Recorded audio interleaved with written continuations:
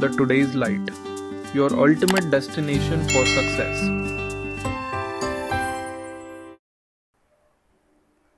Hello SLST aspirants, কেমন আছো সবাই? আমাদের কিন্তু কাউন্টডাউন শুরু হয়ে গেছে, আর মাত্র হাতে মাত্র কটা দিন দিন। তো এই মুহূর্তে শেষ মুহূর্তে প্রিপারেশন কেমন চলছে তোমাদের অবশ্যই জানাবে। আজকে আমাদের 30 মকের মক নাম্বার 20। আজকে যে আমরা প্র্যাকটিস সেটটা করব সেটা এই এসএলএসটি কনকিওর অর্থাৎ অন্বেষার এই বইটা থেকে করব। তো যারা যারা প্রবলেম সেটটা দেখে অ্যাটেম্প্ট করেছো তারা তারা এসে মিলিয়ে নাও কোন কোন প্রবলেমগুলো তোমাদের ঠিক হয়েছে। তোমাদের লাস্ট মুহূর্ত প্রিপারেশন করানোর জন্য আমরা কিন্তু তোমাদের সবসময় তোমাদের সাথে আছি। এরপরে কিন্তু তোমাদের জন্য রয়েছে একটা বড় আপডেট, যে আপডেটটা নিয়ে আমরা শেষের দিকে কথা বলবো। আর শেষ মুহূর্তের মাইন্ড ম্যাপ এবং শেষ মুহূর্তের প্রিপারেশন, সেগুলো কিভাবে করব, কত তাড়াতাড়ি করব, সেই সব নিয়ে বিস্তারিত আলোচনা থাকবে এবং তার ভিডিও থাকবে এবং আলটিমেট সলিউশনও থাকবে। তো যারা যারা ভরসা করে দ্য টুডেস লাইটকে তোমরা সাবস্ক্রাইব করেছো, ফলো করেছো, তাদের জন্য ভরসা কখনো নিরাশ হবে না, এইটুকু তোমাদের অ্যাসিওর করছি। তো চলো আজকে আর বেশি কথা না বলে তাড়াতাড়ি আমরা মক 20টা শেষ করে নিই। আর এখনো যারা যারা চ্যানেলটিকে সাবস্ক্রাইব করোনি তোমরা অবশ্যই চ্যানেলটিকে সাবস্ক্রাইব করো, ভালো লাগলে লাইক করো, কমেন্ট করো, বন্ধুদের কাছে শেয়ার করো। শেষ মুহূর্তের প্রিপারেশন কিন্তু এগুলো থেকে উঠে আসবে। যাদের হয়তো অনেক কারণে প্রিপারেশন ঠিকঠাক মতো হয়নি, করতে পারোনি, তারা অন্তত যদি শেষ মুহূর্তে এই লাইভ যে ভিডিওগুলো আসছে সেগুলো দেখেও যদি কেউ পরীক্ষা দিতে যায়, তবুও সে তাদের মধ্যে একটা স্যাটিসফ্যাকশন আমরা আশা করছি, এক্সপেকটেশন করছি যে লাস্ট যে কয়েকদিন আমরা যে ভিডিওগুলো তোমাদেরকে প্রোভাইড করব, সেই প্রোভাইড করা ভিডিও থেকে কিন্তু ম্যাক্সিমাম তোমার আমার এই বেসিক্যালি আমি এই ফিজিক্স পার্টের কথাই বলছি, আমার ফিজিক্স পার্টে নাই হলেও তুমি 80 to 90% কিন্তু কমন পাবেই। তো এখনো তোমরা যারা সাবস্ক্রাইব করনি তোমরা সাবস্ক্রাইব করে দাও। আর হচ্ছে তোমাদের যেগুলো পার্সোনাল গ্রুপ আছে, ছোট ছোট বন্ধুদের গ্রুপ আছে, সেগুলোকে তোমরা শেয়ার করে দাও যাতে এই ভিডিওটা সবার কাছে পৌঁছে যায় এবং সবাই এর থেকে বেনিফিট লাভ করতে পারে। ঠিক আছে, তো চলো আজকের এই টেস্ট সিরিজটা দিয়ে নিই। আজকের প্রথম যে প্রশ্নটা ছিল দেখো, বলেছে স্থির অবস্থা থেকে অবাধে পতনশীল একটি বস্তু এই উচ্চতায় অবতরণ করার পর এর বেগ ভি হয়।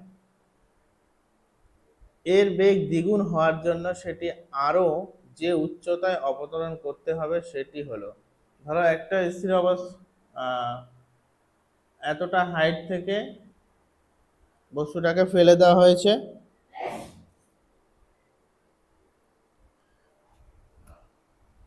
এবং তাতে তাতে সে এই উচ্চতা থেকে পড়েছে এবং ভি তোমার ভেলোসিটি পেয়েছে কোথায়, অ্যাজ এ লাস্ট মুভমেন্ট আমরা ধরবো। এবার বলেছে যে যদি আমরা এর দ্বিগুণ করতে চাই, অর্থাৎ ভেলোসিটি আমি যদি দ্বিগুণ করতে চাই অর্থাৎ 2v করতে চাই, তাহলে আমার এইচটা কত হতে হবে সেটা আমাকে বের করতে হবে।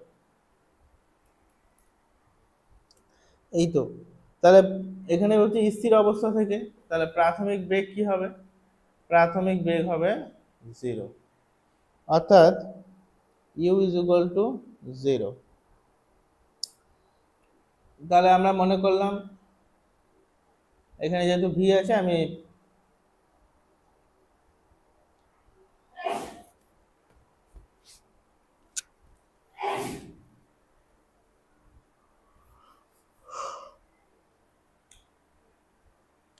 তাহলে উচ্চতা অবতরণ করার পর হবে এর বেগ হচ্ছে V.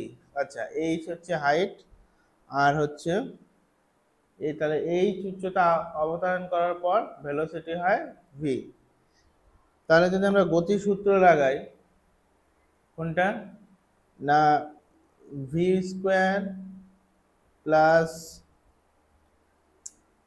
Sorry V square is equal to U square plus two, এখানে তো এ নেই, এখানে আছে জি, যেহেতু অবাধে পতনশীল, তাহলে জি আর এস এর বদলে এখানে হবে এইচ। এই হলো, ইউ তো আমার প্রাথমিকলি 0, তাহলে ভি স্কোয়ার হচ্ছে আমার 2gh।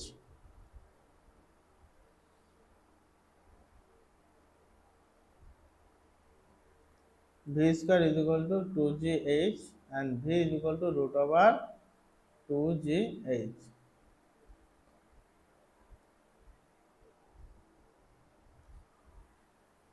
এরপরে দ্বিতীয় বলেছে বেগ যদি দ্বিগুণ, অর্থাৎ বেগ দ্বিগুণ করতে হবে, অর্থাৎ এইটাকে ধরো আমরা v1 ধরলাম, এটা v2, তাহলে v2 ধরলাম, v2 হয়ে যাবে 2v, তাই তো। তাহলে এইচ আমরা ধরি যে একটা হাইট এইচ, উচ্চতা ক্যাপিটাল এইচ, ধরো ক্যাপিটাল এইচ উচ্চতা অবতরণ করার পর তার বেগ v2 হবে, অর্থাৎ তাহলে এই v2 স্কোয়ার সমান সমান কি হবে, U square plus 2gh capital H. তাহলে এই v2 সমান সমান কি হবে, 2v1 হবে, তাহলে 2v তার স্কোয়ার, ইউ তো 0 কারণ ইনিশিয়াল স্থির অবস্থা থেকেই, তাহলে 2gh, বোঝা গেছে। তাহলে কত বেরোলো, 4v square is equal two 2gh।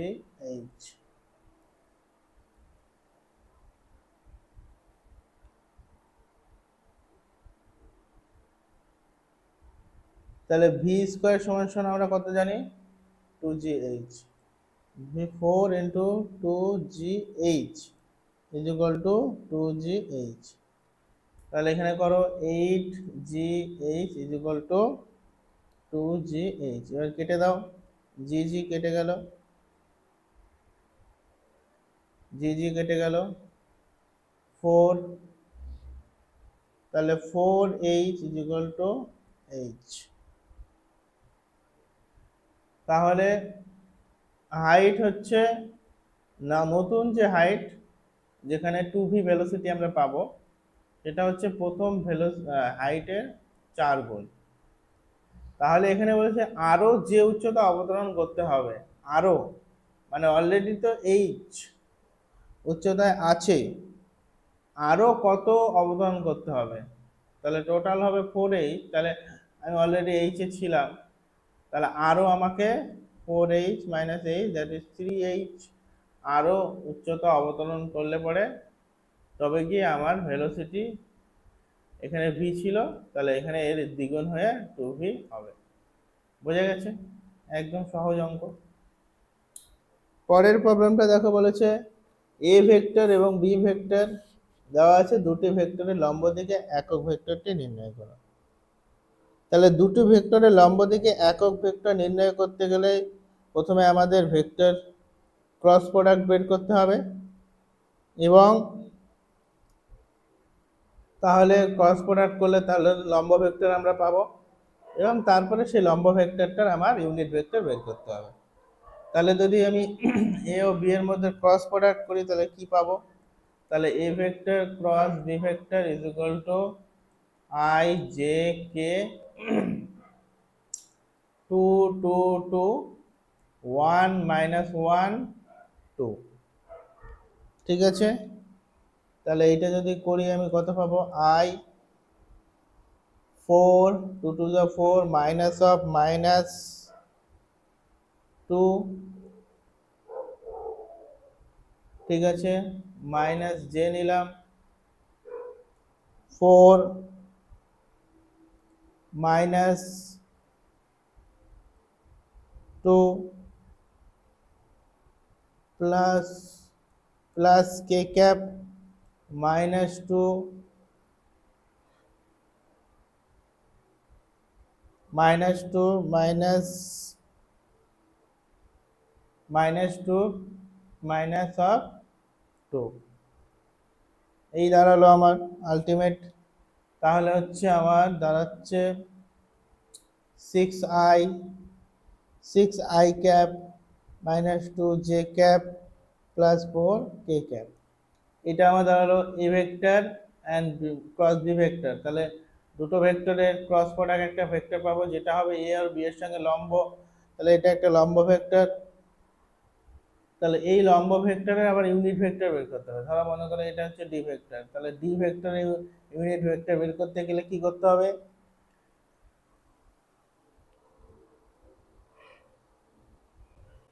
তাহলে D vector by mod of D vector, অর্থাৎ D vector unit vector is equal to D vector mod of D vector.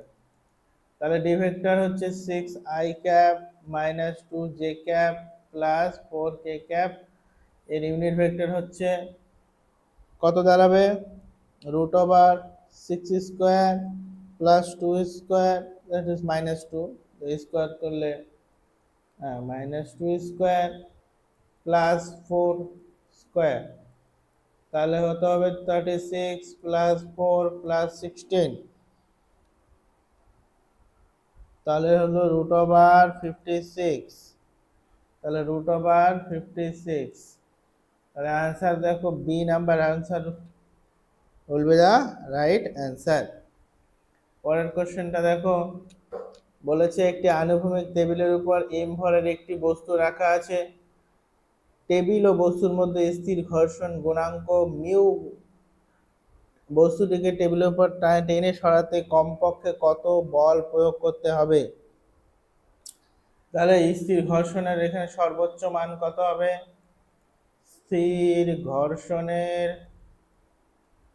সর্বোচ্চ মান এফ এস ম্যাক্স কত হবে? সর্বোচ্চ স্থির ঘর্ষণ গুণাঙ্ক ইন্টু তার, যেহেতু স্থির ভেক্টর স্থির আছে তাহলে এটা লম্ব ভেক্টর, তাহলে একটা m ভরের যদি বস্তু টেবিলের উপর থাকে তাহলে নিচে হবে mg, আর সেম অপোজিট n এর ভ্যালু কিন্তু হবে mg। তাহলে n is equal two mg, তো এইখানে বসাও মিউ এর সমান সমান মিউ আর n দেওয়া আছে m ইন্টু g। তাহলে সর্বোচ্চ কত বল টেনে সরাতে ঘর্ষণ বলের মানের কমপক্ষে বলেছে, মানে মিনিমাম কত? তাহলে এই হাইয়েস্ট যে ফ্রিকশনাল ফোর্সটা হচ্ছে তার থেকে বেশি বল প্রয়োগ করতে হবে বা তার সমান, তাহলে মিনিমাম তোমার মিউ জি এম জি এই ফোর্সটা কাজ করতে হবে টেনে সরানোর জন্য। বোঝা গেল? পরের প্রশ্নটা দেখো কি বলেছে, 4 নাম্বার বলেছে এম ভরের ও ভি বেগের একটি কণার ভরবেগ পি, কণাটির গতিশক্তি নিচের কোনটির সাথে সমান? তাহলে গতিশক্তি আমরা জানি কি, গতিশক্তি K is equal to half M V square, M V square 2 বা হাফ এম ভি স্কোয়ার যাই বলো। তাহলে পি সমান সমান আমরা জানি এম ভি, তাহলে এম ভি কে যদি আমরা এইভাবে লিখি half into M V into V, তাহলে এইটাকে আমরা দিতে পারি পি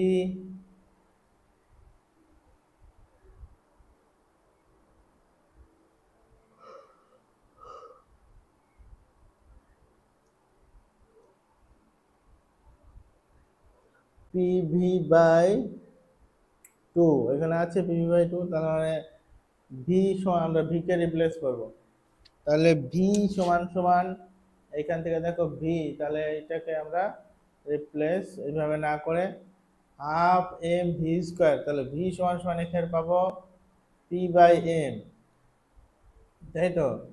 তাহলে এম আর ভি সমান সমান পি বাই এম তার স্কোয়ার, তাহলে half M into P square by M square, M M তাহলে পি স্কোয়ার বাই 2m, এইটা আমি পাবো কাইনেটিক শক্তি কে। তাহলে P square by 2m will be the right answer here. একদম শর্টকাট, খুব ইজি অঙ্ক।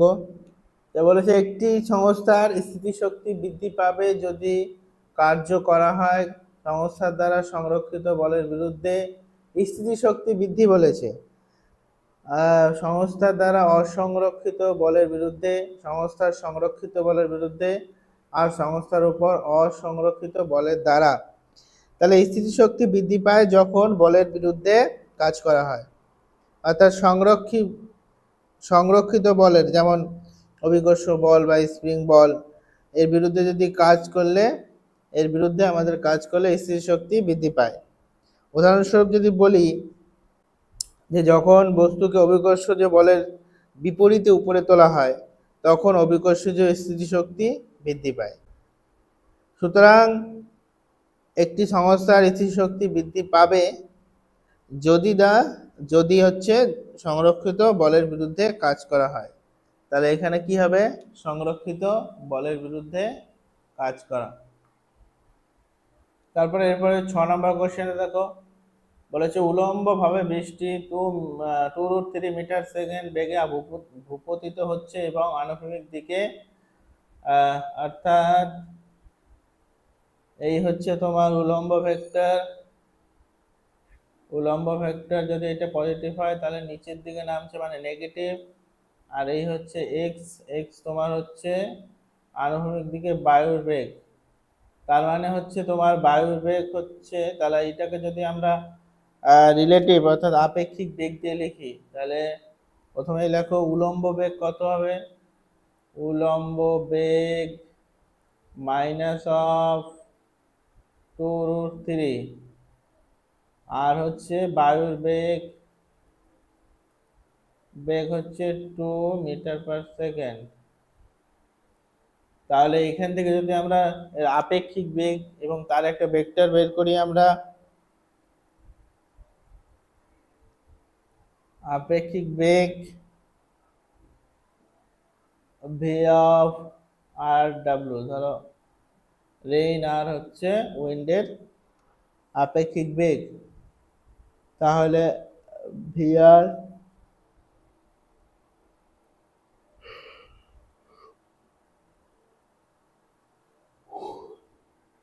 তাহলে আনুভূমিক এক্স বরাবর কি আছে? বায়ু আছে, তাহলে 2i cap minus of 2√3 J cap. এবার আমাকে করতে হবে আপেক্ষিক বেগের মান বের করতে হবে। তাহলে মান mod of V of R W is equal to √2 square plus minus of 2√3 তার স্কোয়ার, তাহলে 4 ইন্টু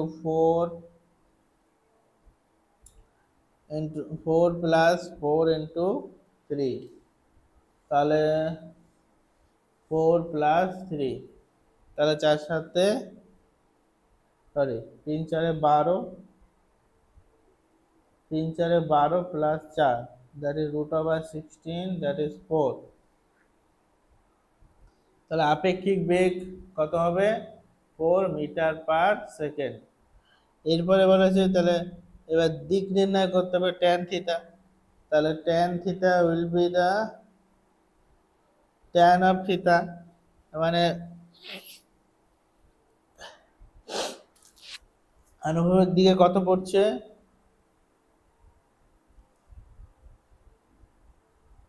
2, লম্বভাবে 2√3, তাহলে 2 কেটে গেল 1/√3, 1/√3 কতর মান? 30 ডিগ্রির মান, তাহলে theta is equal two 30 degree. তাহলে 4, তাহলে রাইট অপশন হবে 4 মিটার পার সেকেন্ড উলম্বের সাথে 30 ডিগ্রি কোণে আনত। বোঝা গেছে?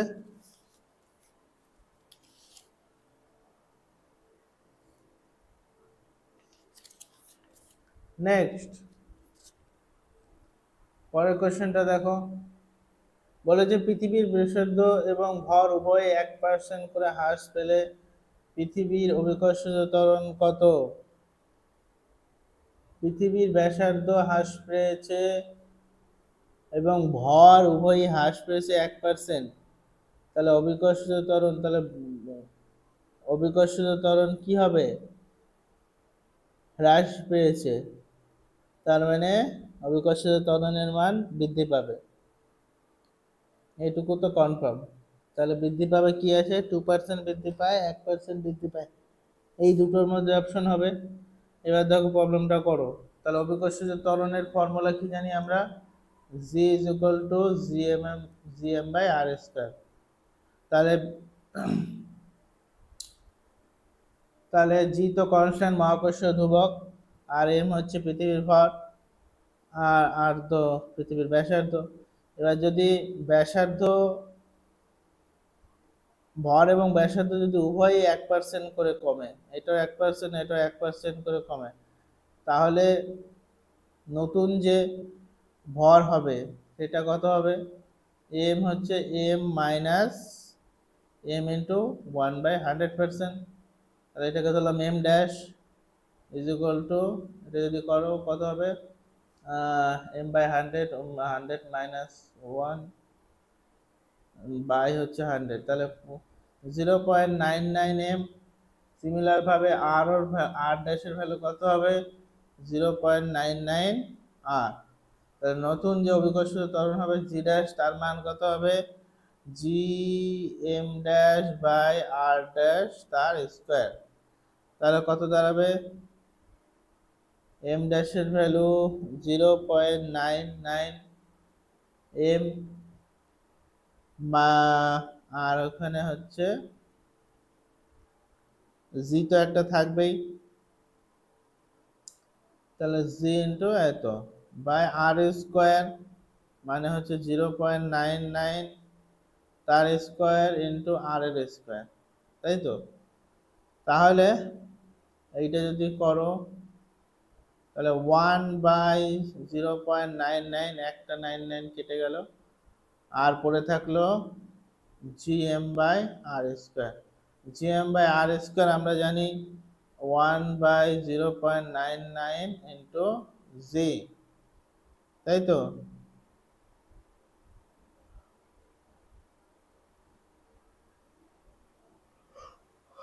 তাহলে 1g/0.99,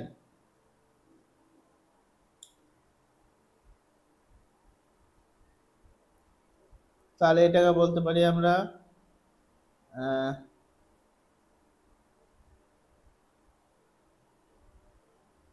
1/1 মাইনাস 0.01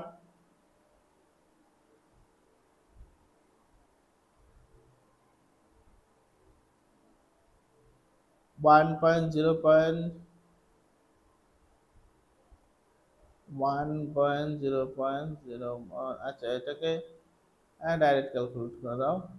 0.99, 0.99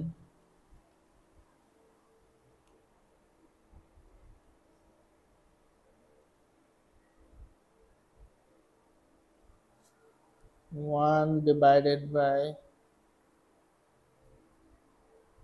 0.99, তাহলে 1.01 into z।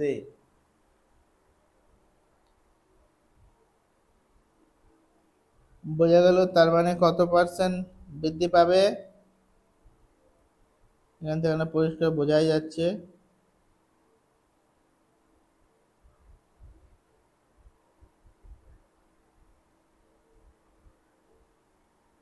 1% বৃদ্ধি পাবে।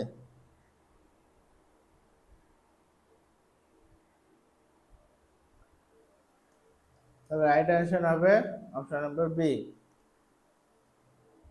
পরের কোশ্চেনটা দেখো, বলেছে একটি উপগ্রহের ভিতর ভারহীনতার কারণ হবে। একটি উপগ্রহের ভিতর ভারহীনতার কারণ হবে। উপগ্রহের ভিতর ভারহীনতার কারণ কি? শূন্য অভিকর্ষ, বায়ু শূন্য, উপগ্রহ দ্বারা প্রতিক্রিয়া বল শূন্য, উপরের কোনোটি নয়। তাহলে একটি উপগ্রহের ভিতরে ভারহীনতার কারণ কি? না উপগ্রহের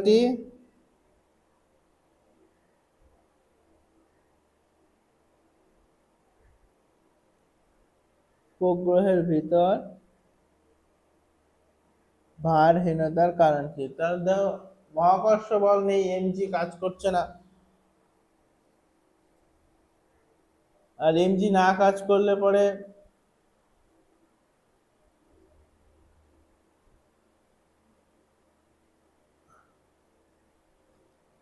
আহ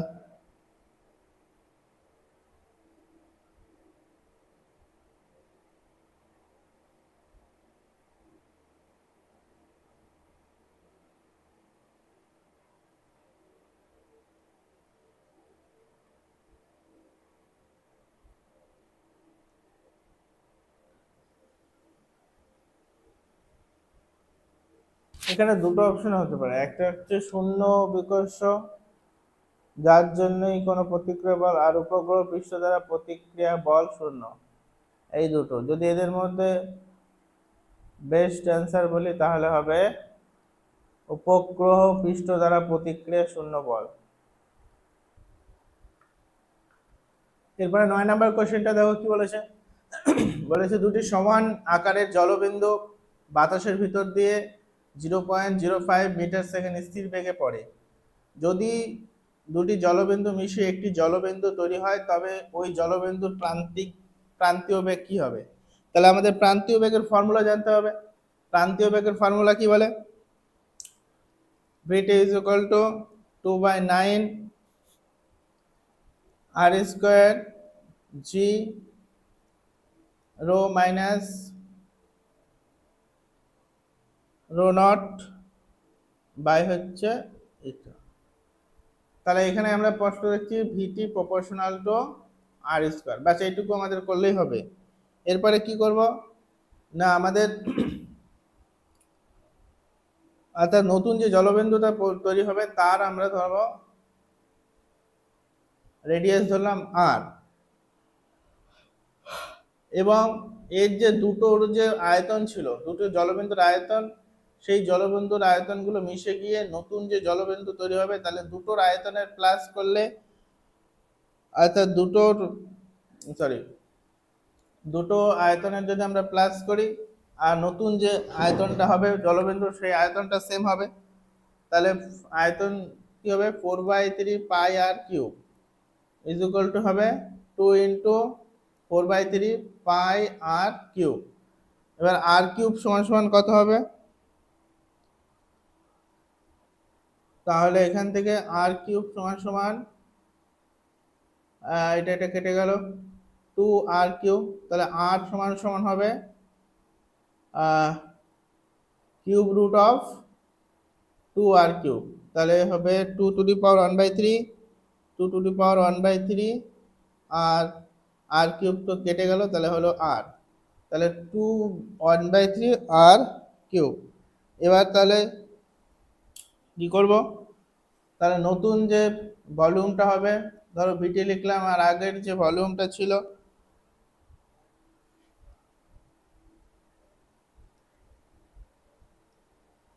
তার যে আয়তনটা, এটা প্রপোর্শনাল,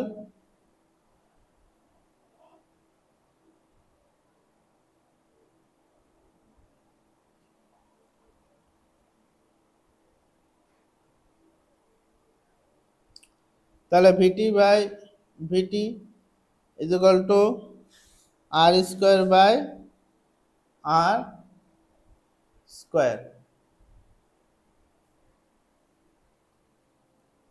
তাহলে 2/1/3 আর বাই হচ্ছে আর স্কোয়ারের ভ্যালু হচ্ছে আর স্কোয়ার, তাহলে আর আর একটা কেটে গেল, তো সরি আর স্কোয়ার, এটা স্কোয়ার করলে 2/3 আর স্কোয়ার, এটা হবে 2/3 আর এটা হবে আর স্কোয়ার।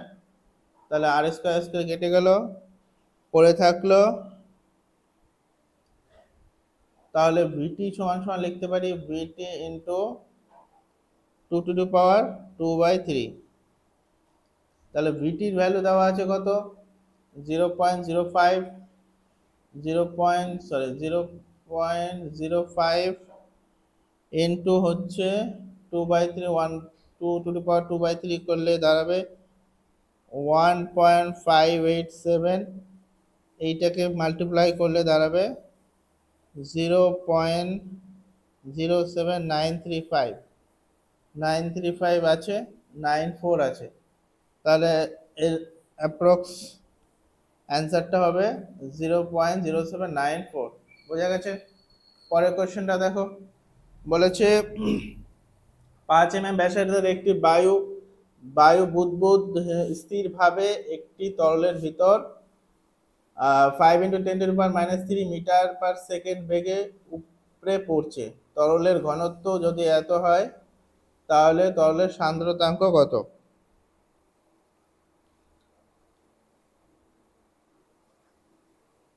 তাহলে আমাকে কি করতে হবে, তরলের সান্দ্রতাঙ্ক বের করতে হবে, কিন্তু এখানে দেওয়া আছে তরলের ঘনত্ব। তাহলে এবং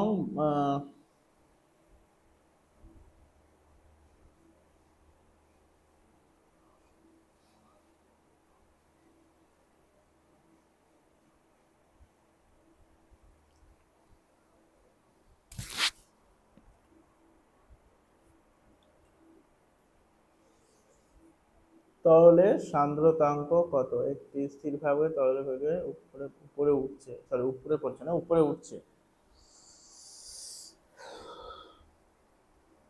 তাহলে বায়ুর বুদবুদ যেহেতু উপরে উঠছে, তাহলে কি হবে, প্লাবতা বল ইজ ইকুয়াল টু হবে সান্দ্রতা বল।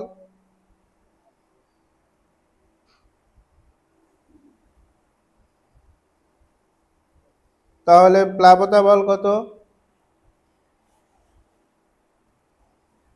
ভি ইন্টু রো এল জি। সান্দ্রতা বল কত, 6π এটা আর বেটি। তাহলে এখানে আর দেওয়া আছে কত, 5 × 10⁻³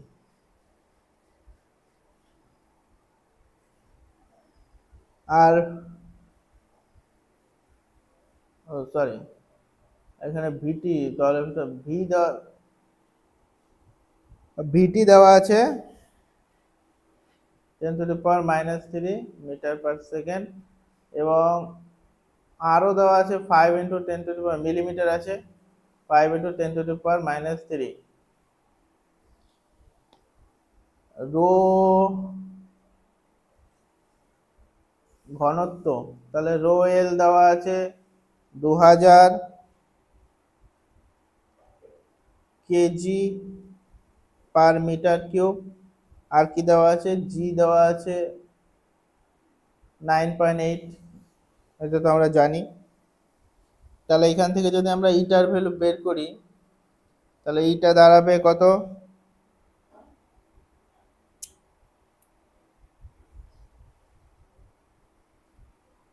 ইটা দাঁড়াবে ভি মানে হচ্ছে 4/3 তাহলে 4/3 রো এল জি বাই দাঁড়াবে 6π আর বিটা টি। তাহলে কত দাঁড়াবে, 2/9, এটা 2 দিয়ে কেটে দিলাম, 2 2 4, 3 2 6, তাহলে 2/9 আর স্কোয়ার, পাই কেটে দিলাম, আর একটা কেটে আর স্কোয়ার বানালাম, R square rho L G by হচ্ছে তোমার ভিটি।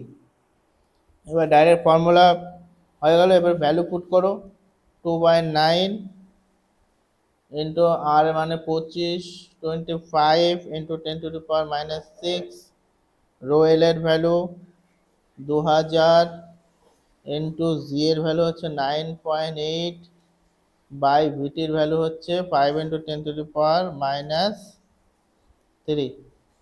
ডাইরেক্ট ক্যালকুলেশন করো।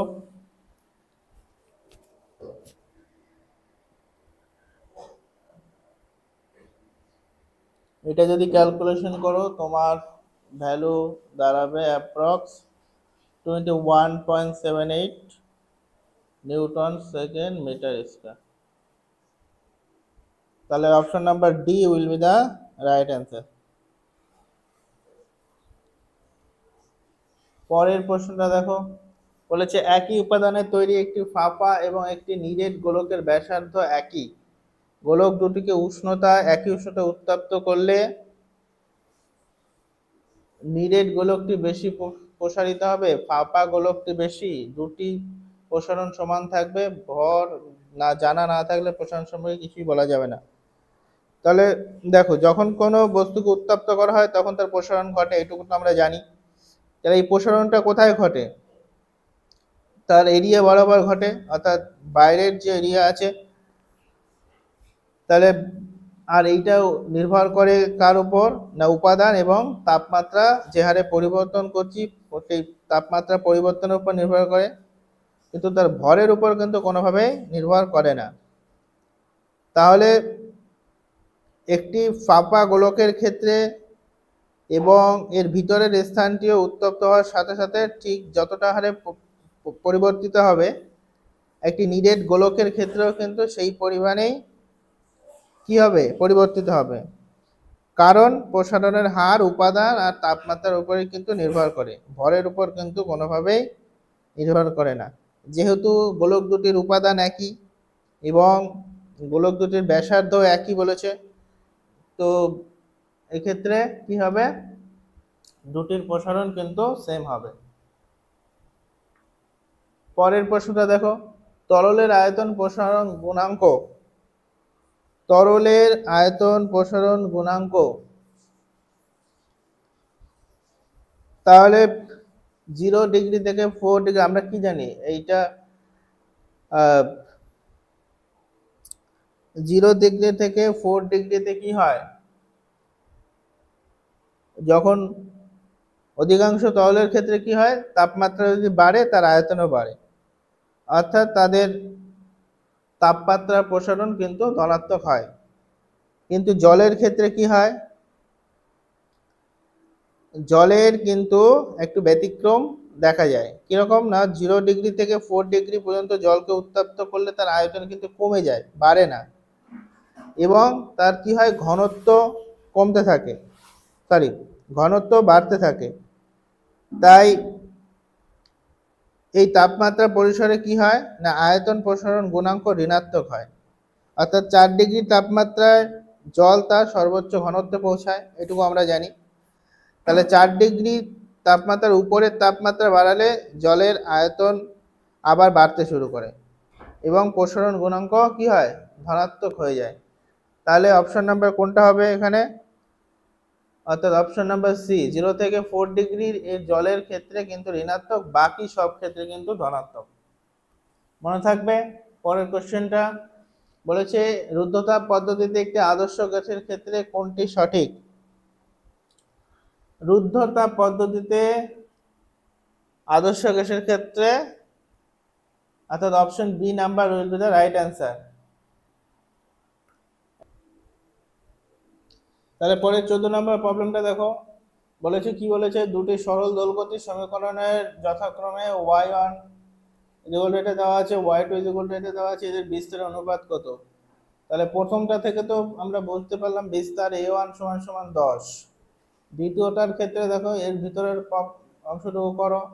তাহলে এখানে দুটো কি হচ্ছে, সরল দোলগতির অ্যাডিশন আছে, তাহলে ইনটু হচ্ছে তাদের 5।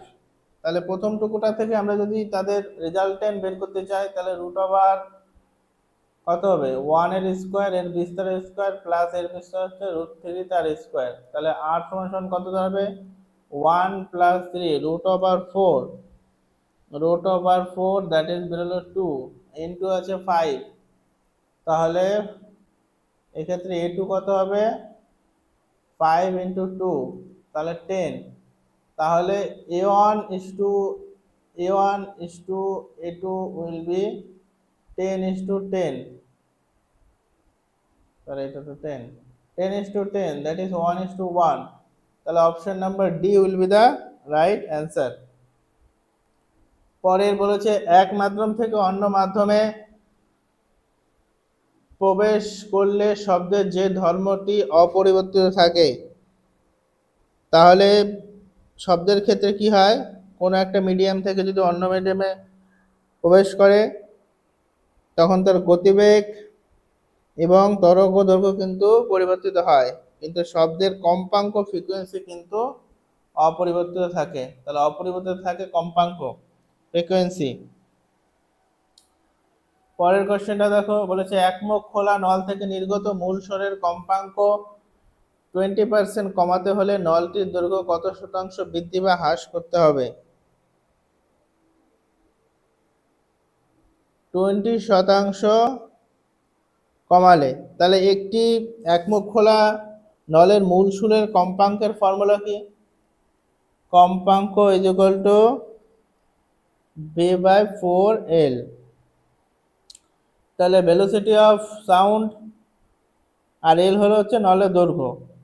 তাহলে এবার কি বলেছে 20% কমাতে হবে, মানে f2 এটা ধরো f1, তাহলে f2 যেটা হবে সেটা হচ্ছে 20% কম কার f1 এর, f1 মাইনাস 20% মানে হচ্ছে 0.020 ইন্টু f1, তাহলে হচ্ছে 0.80 f1, তাহলে f2 ভ্যালু কত পেলাম 0.80 ইন্টু f1, তাই তো, তাহলে f2 এর ভ্যালু কত হবে 0.80 f1 ইজ ইকুয়াল টু হবে v/4L, এখানে ধরো 2 দিলাম, তাহলে এখান থেকে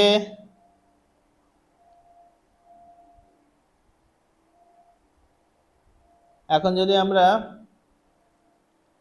f1/f2 যদি করি,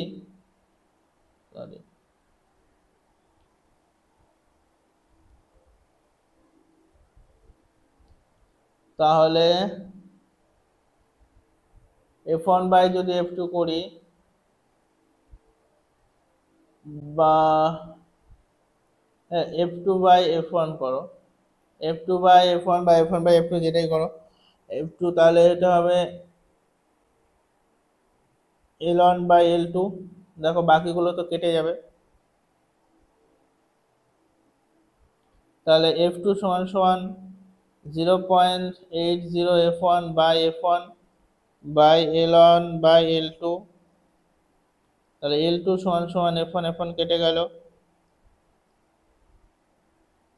L2 সমান সমান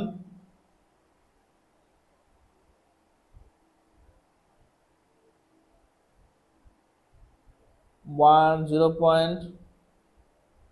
তাহলে L1/0.80, তাহলে 1/0.80 করলে হবে 1.25 L1, তাহলে L কতটা বৃদ্ধি পেয়েছে, del L is equal to L2 minus L1, তাহলে 1.25 L1 minus L1, তাহলে 0.25 L1, তাহলে এইটাকে যদি আমরা শতকরা হারে বৃদ্ধি দেখি তাহলে কত হবে del L/L1 ইন্টু 100%, তাহলে del L হয়েছে কত 0.25 ইন্টু L1 বাই হচ্ছে তোমার L1,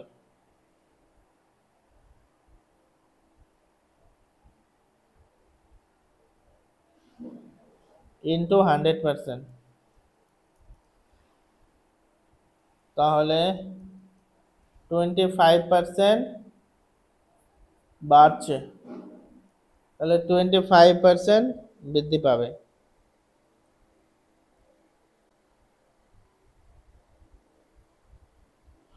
16 মাইনাস হলে তাহলে হ্রাস পেত, তাই না?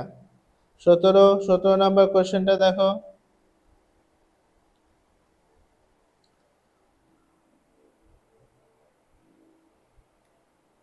বলেছে অসীমে অবস্থা কোনো বিন্দু আধানের সমবিভবের জন্য তরলের আকৃতি কিরকম হবে? চোঙাকৃতি, গোলাকার।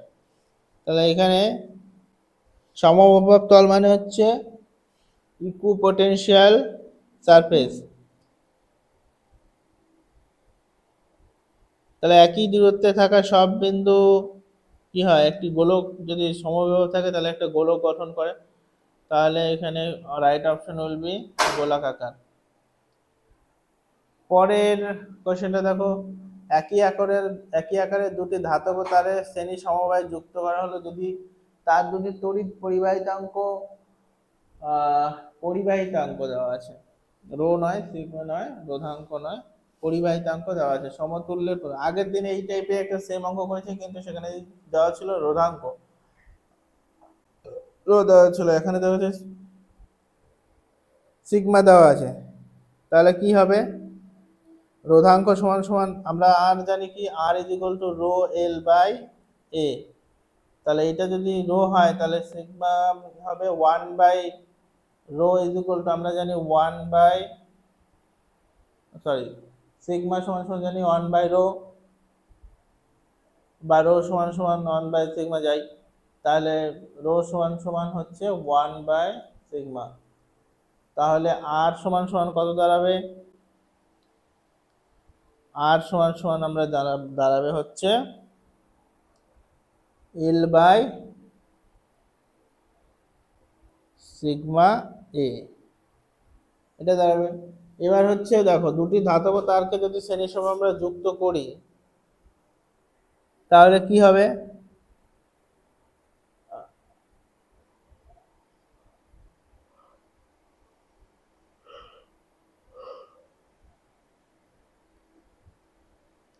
তাহলে তার টোটাল যে রেজিস্টার হবে সেই রেজিস্টারটা কত হবে? তাহলে R1 প্লাস R2, তাহলে কি দাঁড়াবে?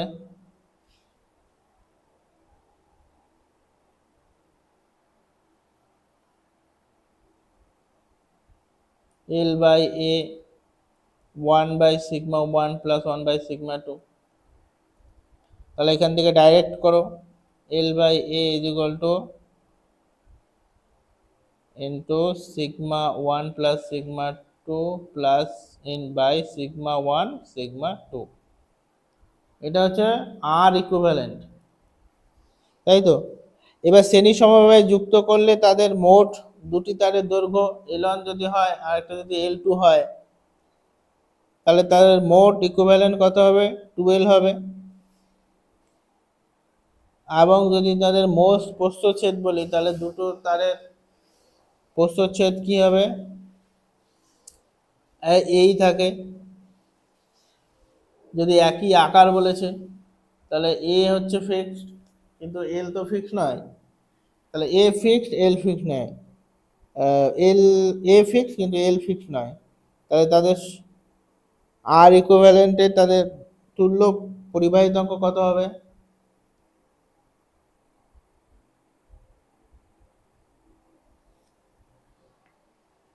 তাহলে তুল্য পরিবাহিতাঙ্ক যদি আমরা বের করি, আর ইকুইভ্যালেন্ট এখানে হবে L plus L1 plus L2 by sigma A.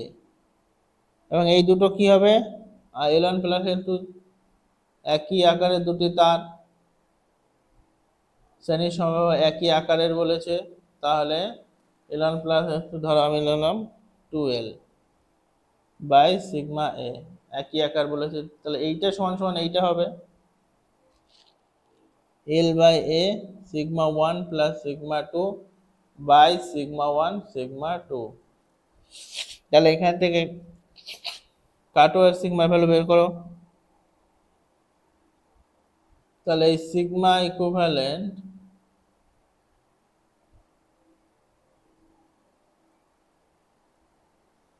Sigma equivalent কত দাঁড়াবে? L by L by A, L by A কেটে গেল,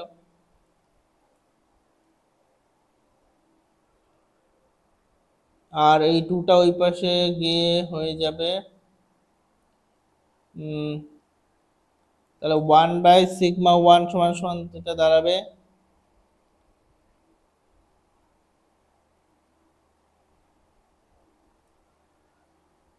σ1 প্লাস σ2/2 σ1 σ2, তাহলে সিগমা ইকুইভ্যালেন্ট দাঁড়াবে 2 σ1 σ2 বাই σ1 প্লাস σ2। তাহলে এখানে দেখো কোনটা আছে 2 সিগমা 2 সিগমা সি, তাহলে option number C will be the right answer.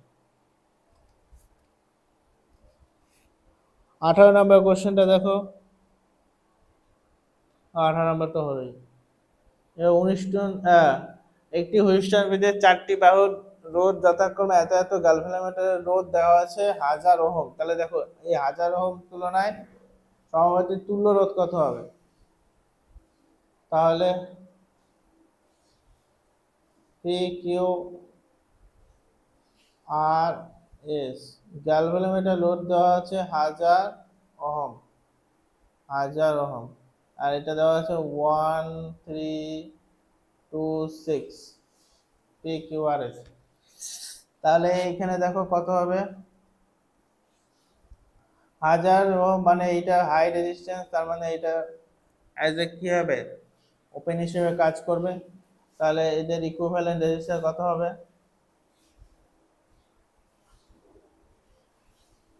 এই দুটো সিরিজে তাদের মধ্যে আবার প্যারালাল আছে, তাহলে 3 প্লাস 4 আর এইটা হচ্ছে প্যারালাল 2 প্লাস 6, সরি 3 প্লাস 1, তাহলে 4 প্যারালাল অফ 8, তাহলে কত দাঁড়াবে? আর ইকুইভ্যালেন্ট 4 8 32 বাই 4 প্লাস 8 12, এবার ডিভাইডেড করো 24 37 8.0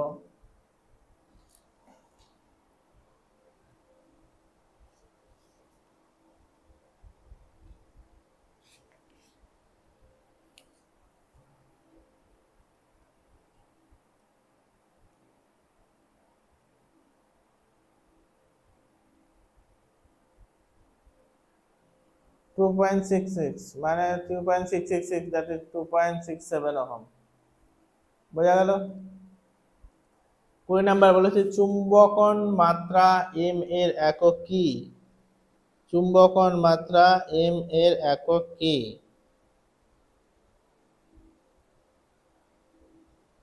চুম্বকন মাত্রার এম এর একক হচ্ছে, বা ম্যাগনেটাইজেশন, তার মান কি হয়? চুম্বক ভ্রামক বাই আয়তন, মানে চুম্বক ভ্রামক আই বাই আয়তন হচ্ছে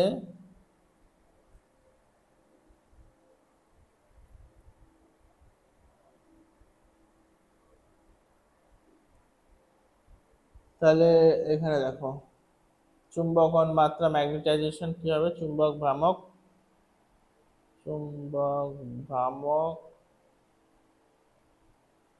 বাই হচ্ছে আয়তন। চুম্বক ভ্রামকের ইউনিট কত হবে? এম মিটার স্কয়ার বাই হচ্ছে এই আয়তনের মিটার কিউব, তাহলে A by M, that is A M minus 1। Ampere per metre, that is ampere into metre inverse. চুম্বকন মাত্রা এম এর একক এটা। 25 সেমি দীর্ঘ একটি দ্বন্দ্ব চুম্বকের চুম্বক ভ্রামক 1 এম মিটার স্কয়ার হলে এর মেরু শক্তি কত?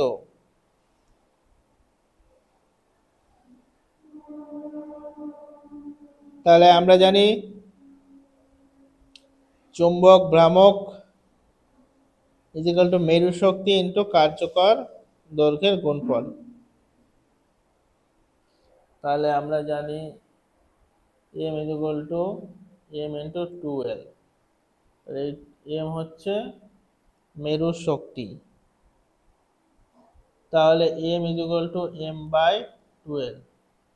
এম এখানে কত দেওয়া আছে? 1। 2 এর কত দেওয়া আছে? 5 সেমি।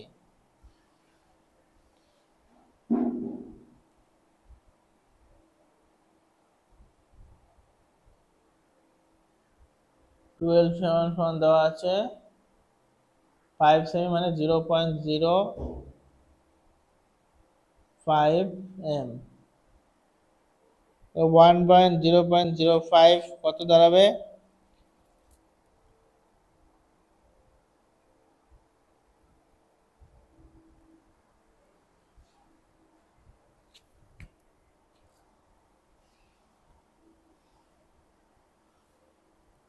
20।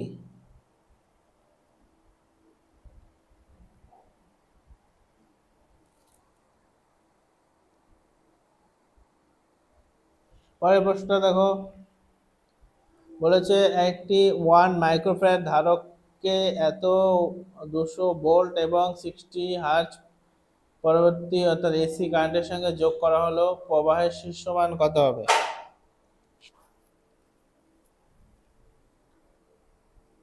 তাহলে আমাকে আইআরএমএস বের করতে হবে, যেহেতু এসি কারেন্ট আছে। তাহলে এখানে একটা ক্যাপাসিটর দেওয়া আছে, ক্যাপাসিটরের ভ্যালু দেওয়া আছে 1 মাইক্রোফ্যারাড, ফ্রিকোয়েন্সি দেওয়া আছে। তাহলে আমাকে প্রথমে ক্যাপাসিট্যান্সের রিঅ্যাকট্যান্স বের করতে হবে, অর্থাৎ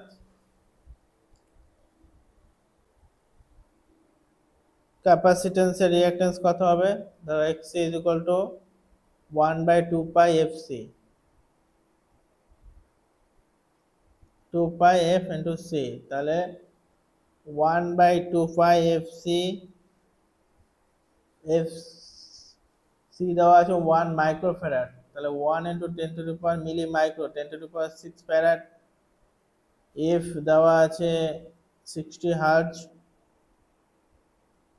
তাহলে X C 1/2 pi into 60 into 1 into 10 to the power minus 6, that is approx 2652.58 ohm. তাহলে এবার বর্তনীর মধ্যে দিয়ে যে প্রবাহিত প্রবাহটা তার আরএমএস ভ্যালু বের করতে হবে। তাহলে ভিআরএমএস এখানে কত দেওয়া আছে? 200 ভোল্ট। তাহলে I RMS is equal to VRMS by হচ্ছে এক্সি। ভিআরএমএস দেওয়া আছে 200 ভোল্ট বাই হচ্ছে এক্সি, পেলাম আমি 2652.58। তাহলে আইআরএমএস কত দাঁড়াবে? আইআরএমএস 0, এটা যদি ক্যালকুলেট করি দাঁড়াবে 0.075 অ্যাম্পিয়ার। তাহলে এখান থেকে যদি আমরা প্রবাহের শীর্ষ মান I0 বের করি, I0 is equal to IRMS into √2, কারণ আমরা জানি IRMS is equal to I0 by √2। তো সেখান থেকে I0 is equal to IRMS into √2, তাহলে 0.075 ইন্টু √2, এটা করলে দাঁড়াবে 0.1067।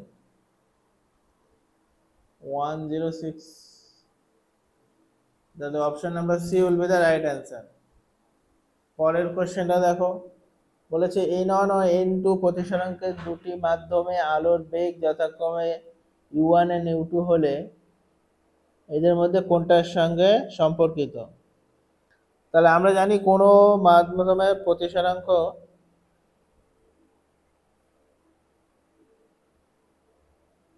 প্রতিসরাঙ্ক কি জানি, যে ওই মাধ্যমের আলোর বেগ মানে শূন্য মাধ্যমে আলোর বেগ বাই হচ্ছে ওই মাধ্যমের আলোর বেগ, তাই তো? তাহলে প্রথম স্তরের জন্য কি হবে? n1 is equal to c by u1 into is equal to c by u2, তাই তো? তাহলে এখান থেকে যদি আমরা দেখি, তাহলে c সমান সমান n1 u1 আবার c সমান সমান n2 u2, তার মানে আলোর বেগ তো ফিক্স, তাহলে n1 u1 is equal to n2 u2। দেখো কোথায় আছে? Option number B will be right answer. Next question number 24 বলেছে ধ্বংসাত্মক ব্যতিচারের পথ পার্থক্য কত?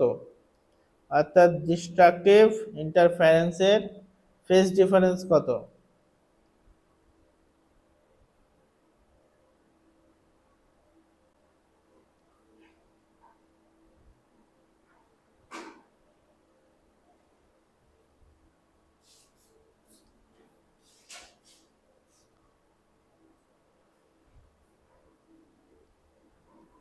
ডিস্ট্রাকটিভের ইন্টারফারেন্সের জন্য ডাইরেক্ট ফেজ ডিফারেন্স হয়, এটা থিওরি থেকে আমরা পাই 2n plus 1 lambda by 2। তারপরে 25 নম্বর প্রবলেমটা দেখো, বলেছে n প্লাস এক্স একটা রাসায়নিক বিক্রিয়া দিয়েছে, এটা কিসের? নিউক্লিয়ারের একটা বিক্রিয়া দিয়েছে। তাহলে আমরা কি করব?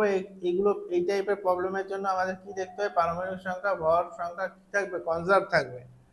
তাহলে এখানে ভর সংখ্যা কত হচ্ছে? 14, আর এখানে 14 প্লাস 1 15। তাহলে আমি বলতে পারি এখানে হবে 1, আর হচ্ছে এখানে আছে 6 প্লাস 1 দ্যাট ইজ 7, আর এই পেশে আছে 7। তাহলে এটা তো, তাহলে x ইন্টু 1 0। তাহলে এই টাইপের, অর্থাৎ এই টাইপের যে কণা হয় সেগুলোকে আমরা কি করি? নিউট্রন। নিউট্রনের হচ্ছে পারমাণবিক সংখ্যা 0 এবং ভর সংখ্যা 1, দ্যাট ইজ নিউট্রন। তাহলে x সমান সমান কি হবে? 1 0 n। Option number D will be the right answer. পরের প্রশ্ন দেখো, বলেছে দ্রুতগামী নিউট্রনকে মন্দীভূত করা হয় একটা ভারী নিউক্লিয়াসের সঙ্গে স্থিতিস্থাপক যদি আমরা সংঘর্ষ ঘটাই, তাহলে গিয়ে নিউটনের গতিবেগ কিন্তু কমে যায়। পরের কোশ্চেনটা দেখো, বলেছে যদি একটি পিএন জাংশন বিপরীত বায়াসে থাকে, কোনো তড়িৎ প্রবাহ যদি রিভার্স বায়াসে থাকে, এবার রিভার্স বায়াসটা কতটা? যদি ভোল্টেজটা বেশি থাকে তাহলে কি হবে? তড়িৎ প্রবাহ পাওয়া যায় না? নয়, পাওয়া যায়। একটা রিভার্স স্যাচুরেশন কারেন্ট বলে কারেন্ট পাওয়া যায়, কিন্তু বলেছে নিঃশেষিত, অর্থাৎ ডিপ্লিশন রিজিয়ন কি হবে? হ্রাস পায়, কমবে না। ডিপ্লিশন রিজিয়ন বৃদ্ধি পায়, ডিপ্লিশন রিজিয়ন বৃদ্ধি পায়। তাহলে option number C will be the right answer, যার জন্য ডিপ্লিশন রিজিয়ন বৃদ্ধি পাওয়ার জন্য কিন্তু কারেন্ট প্রবাহিত হয় না। ফরওয়ার্ড বায়াসে ডিপ্লিশন রিজিয়ন হ্রাস পায় এবং ব্রেক করে কারেন্ট পাস করে, বিভব প্রাচীর উচ্চতা হ্রাস পায়, এটা তো হবেই না। তাহলে option number C will be the right answer. এবার বলেছে হাইড্রোজেন পরমাণুর ক্ষেত্রে আর ভি যথাক্রমে ব্যাসার্ধ, ইলেকট্রনের বেগ আর মোট এনার্জি সূচিত করে নিচের কোন রাশিটি কোয়ান্টাম সংখ্যার সঙ্গে সমানুপাতিক? নিচের এটা কোন কোয়ান্টাম, এটা এটা কোন কোয়ান্টাম সংখ্যা n এর সঙ্গে সমানুপাতিক?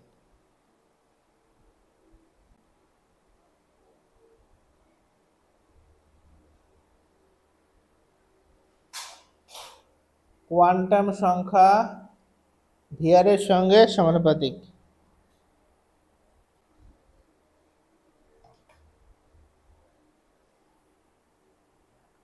পরের কোশ্চেনটা দেখো, বলেছে P vector is equal two 10 to the power -7 5 i cap plus j -2 k cap cm। দ্বিমেরুটি একটি তড়িৎ দ্বিমেরুকে একটি সুষম তড়িৎ ক্ষেত্রে রাখা আছে।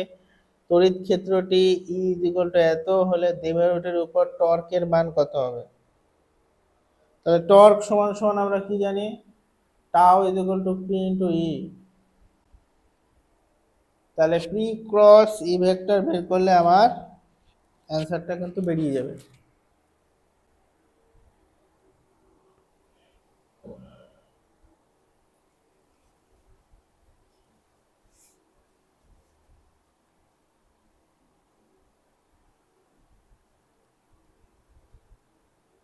তাহলে tau vector is equal to P cross E